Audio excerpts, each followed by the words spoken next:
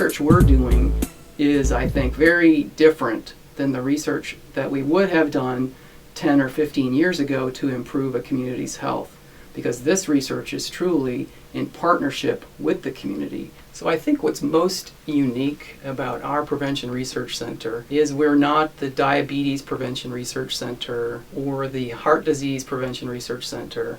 We are a prevention research center that is focused on particular underserved communities, in particular this inner beltway, Prince George's area, that borders the District of Columbia. You see these arms. You see these arms. They're not your arms. They're not your arms. They're my arms. They're mine. We work with artists to engage communities, and through free self-expression, we ask community members what it's like living in their community, and are there any cultural or social aspects of that community that they think influence their health, in particular their HIV risk.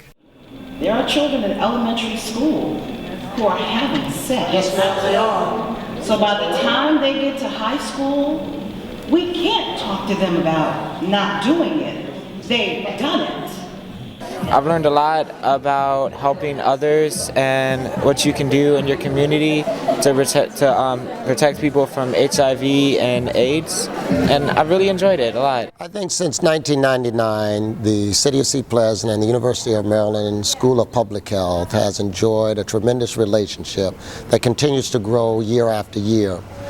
Our area has one of the highest exposure rates to HIV/AIDS in the region, not just in Maryland or Prince George's County. And so we have to find creative ways in addressing it. The old way of doing things, of passing out a pamphlet, having a workshop, having a seminar, obviously is not working because they are in existence, but it's not working. So we have to find a different way to communicate. We've seen this process really encourage discussion, in-depth discussion around social and cultural influences on health and HIV risk.